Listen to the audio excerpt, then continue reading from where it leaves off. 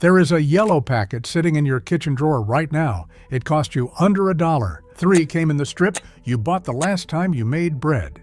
Most American gardeners walk past it every day and have no idea what it does when it gets into the soil around a peony root or under an old daylily clump. In 2018, researchers at Rutgers University in New Jersey documented something that rewrote a botany textbook 100 years old. The roots of every perennial in your garden are not drinking water from the soil. They are eating it. Stand in front of your perennial bed in late May. What do you look at? The lavender on the salvia, the bud count on the peony, the fresh foliage on the hosta. The eye goes up. Every gardener I have ever known does this. 40 years in my own yard, and I still catch myself doing it on a Saturday morning with a cup of coffee in my hand. It is a habit that hides where the real action is. A peony that throws 30 buds in June is a peony that built the underground architecture for those 30 buds the previous September. A daylily that scapes 12 flowers is a clump that put down feeder roots when the bed was still half frozen in March. The flower count you will count this summer was decided last fall, in the dark, 8 inches below the mulch line. Walk through the perennial section of any big box store next Saturday. Look at what fills the shelves. Bottled bloom boosters, liquid foliar sprays, granular fertilizers that promise to double the flower size next week. Every single one of those products is built for what you can see. Almost nothing is built for what you cannot. There is a small rack at the back of every nursery I have ever walked into. Half a dozen plastic tubs, powders, prices that climb from $5 on the bottom shelf to $30 at the top. The labels all say more or less the same thing: synthetic rooting hormones, indole-3 butyric acid, sometimes mixed with naphthalene acetic acid. These are real chemicals. They work. They are factory-made copies of what a plant's own tissue produces when it is pushing new roots into damp soil. But here is the question that took me a long time to think to ask. Why is the living version of that exact same hormone, produced by a single-cell fungus that has been sitting in American pantries since before the Revolutionary War, nowhere on that shelf? The answer is not a conspiracy. The boring truth is 3 things stacked on top of each other. First, the regulatory paperwork to sell a living organism as a garden product is brutal, far harder than selling a dead chemical. Second, the profit margin on raw baker's yeast is essentially zero. Third, the moment you mix the dry granules with warm water, the fungus wakes up, eats, multiplies, and starts venting carbon dioxide. Any retail container holding the active brew would split, hiss, or rupture while sitting on a warehouse pallet during one warm afternoon. So the recipe stayed where it has always lived, in the kitchen, mixed fresh in about half an hour, used the same day, never bottled, never branded. The fungus is the same plain dry baker's yeast you bought the last time you made bread. Its Latin name is Saccharomyces cerevisiae. What it does to a perennial root system has been confirmed in peer-reviewed agricultural research that goes back 15 years. Almost no senior gardener in America has ever heard about it. Stir living baker's yeast into the root zone of a peony in May, and 3 things start happening at once, not in sequence, at the same time. The first is a hormone signal. Saccharomyces cerevisiae makes its own indole-3 acetic acid, abbreviated IAA, whenever the amino acid tryptophan is around in the soil. IAA is the chemical signal that tells a young root cell to do what it does best: divide, lengthen, push the tip outward. It is the same compound class that the synthetic powders on the rooting shelf are trying to imitate in a factory. The yeast just makes it directly, in living form, in the soil where the root happens to be. The second is a buffet of pre-broken down nutrition. As the yeast cells multiply in warm sugar water, they leak amino acids, peptides, B-complex vitamins, and a handful of trace minerals straight into the surrounding liquid. Iron, zinc, magnesium, phosphorus, Nitrogen. These are not the locked-up forms a peony has to spend energy unlocking from a granular fertilizer bag. They are forms a root hair can absorb directly through its membrane within minutes of contact. The closest analog I can think of is the difference between handing somebody a sandwich and handing them a fork and a head of cabbage. The third is a quiet form of soil defense. When yeast colonizes the area around a root, it occupies space that a less helpful microbe would otherwise have taken. It also produces a category of natural peptides called saccharomycins, which have measurable activity against certain soil pathogens. A study published on sugar beet showed a small but real reduction in fusarium infection when yeast was present in the rhizosphere. 3 effects from 1 packet. There is also a fourth thing happening underneath all of this, a discovery that changed the textbook definition of what a root even does. Worth talking about. Until about 15 years ago, the standard model of a plant root was straightforward. A tube of cells, water moved in, dissolved minerals moved with it. The root was treated as a one-way drinking straw, more or less passive. That model held in every textbook printed between 1900 and 2010. It turned out to be incomplete. In 2010, a research team at the University of Queensland in Australia, led by Dr. Chanyarat Pongfu Lonhienne, took a different approach. They put live yeast cells around the roots of young tomato seedlings, then watched what happened through a confocal laser scanning microscope, the kind of fluorescent imaging that lets you see inside living tissue while it is still alive. What they saw on the screen had not been described before. The root tip cells were not sipping anything. They were actively reaching out, drawing live yeast cells into the space between the root cell wall and the cell membrane, and then triggering a brief, controlled chemical burst inside, a tightly regulated dose of oxidative chemistry that broke down the wall of the captured yeast. The internal contents of the fungus then became available for the plant to absorb. Stored proteins, nitrogen, phosphorus, everything the yeast had built up during its brief lifetime feeding on sugar. It took another 8 years before somebody put the full sequence on paper and named it. Dr. James White and his team at Rutgers University in New Jersey published the complete description, I believe in 2018, in the journal Microorganisms. They called the process the rhizophagy cycle, from the Greek words for root eating, and the work has since been confirmed in laboratories on 3 continents in dozens of plant species, including ornamental perennials.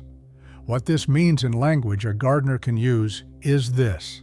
The peony root you see when you split a clump in October is not just a wet straw. It is an active hunter. It pulls living microorganisms into its own tissue and digests them for nutrition. Yeast happens to be the cheapest, safest microorganism a home gardener can supply on purpose.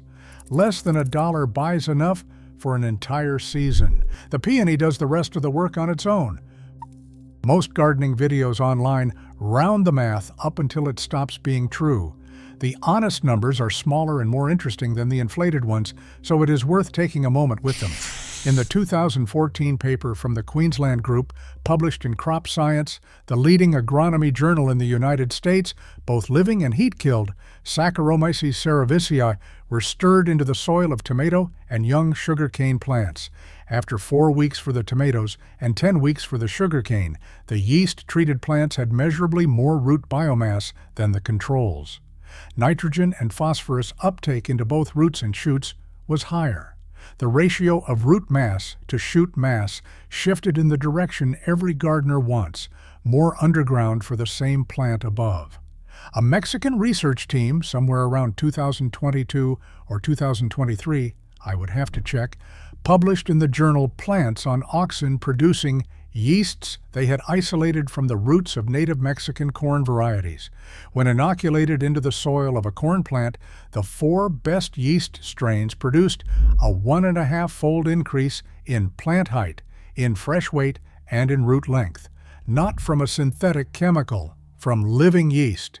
In 2024, A paper in Frontiers in Industrial Microbiology used residual brewer's yeast on lettuce and tomato seedlings and measured better germination rates, more leaves per plant, higher fresh weight, and higher chlorophyll concentration. The dose that worked best was 10 million yeast cells per milliliter of solution. None of these numbers are magic. They are modest enough to be honest about.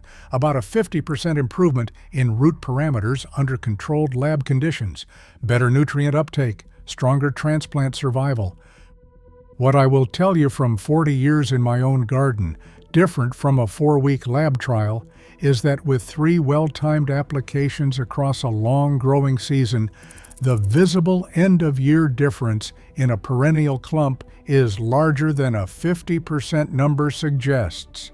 The science gives you the mechanism, the garden gives you the cumulative effect. Honestly, I'm still not 100% sure I'd put this in the top 3 things I do every spring for my peonies. Some years it makes a difference I can point to. Some years the bed already looks fine, and I cannot tell if the yeast did anything extra. But 3 applications a year for a 60-cent packet with no risk to the plant, that is a math problem I lost interest in arguing with about a decade ago. Now the recipe. If you read this far and want more gardening content with actual peer-reviewed research behind it instead of Pinterest folklore, subscribe before this next part. A new one goes up every Wednesday. 3 things from your kitchen. 1 quart of non-chlorinated water, 2 tablespoons of plain dry baker's yeast, about 3 standard packets, 1 teaspoon of plain white sugar, that is the whole shopping list.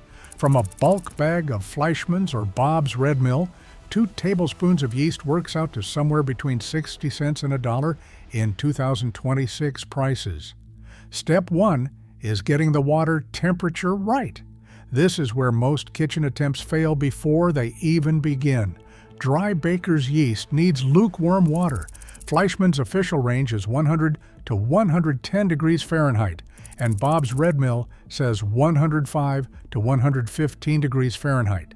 Either range works. If you do not have a kitchen thermometer, hold the back of your wrist against the outside of the jar after you pour. The glass should feel pleasantly warm. If steam is visible coming off the surface, the water is too hot, and the yeast cells die the moment they hit it. If the water feels cool, the cells stay asleep and never produce anything useful. A trick that works in any kitchen: boil a kettle, pour the water into a clean glass jar, and walk away for 15 minutes. By the time you come back, the temperature has dropped into the safe range on its own without any guessing. Step 2 is mixing. Use a glass jar with at least 48 ounces of headroom. A 1.5-quart jar is plenty. Pour in the warm water, add the yeast and the sugar. Stir gently with a clean spoon until the powder vanishes into a slightly cloudy beige liquid. A word about the sugar, because every gardener asks. None of it is for the perennial. The sugar exists to wake the yeast up. Dry baker's yeast, left in plain warm water, stays in suspended dormancy and never produces the hormones, amino acids, or vitamins that make the recipe work. The yeast consumes nearly all of the teaspoon during the next 30 minutes of fermentation. By the time the brew is poured at the base of a peony, the sugar is essentially gone. Step 3 is covering but not sealing. As the yeast wakes up and starts feeding, carbon dioxide builds up inside the jar fast. A sealed glass jar can crack on the kitchen counter from internal pressure without any warning. Lay a square of clean paper towel over the opening and hold it down with a rubber band. The gas escapes. Dust and fruit flies stay out. Set the jar in a dark place for the next 30 to 40 minutes. A pantry shelf, the space under a folded dish towel. Direct sunlight delivers ultraviolet rays that damage yeast cells faster than they can multiply. Step 4 is recognizing when the brew is alive. 2 signs to look for: a foamy beige cap forming across the top of the liquid, a steady trail of small bubbles rising through it. The smell will be mild and slightly sweet. Anyone who has ever proofed yeast for a Sunday loaf will recognize it instantly. When the foam shows up, the brew is ready to go. The brew comes out of the jar too, concentrated to use straight. The yeast cell density at that point is high enough to briefly shock fine root hairs and crowd out the existing soil microbes a perennial bed has spent years building. Dilution matters. The ratio is 1 part brew to 10 parts plain non-chlorinated water. Pour your 1 quart of finished brew into 10 quarts of additional water. Rainwater from a clean barrel is ideal. Tap water sitting open in a bucket for a day, long enough for the chlorine to gas off, works just as well. Ratio matters. You now have about 11 quarts of finished biostimulant ready to use today.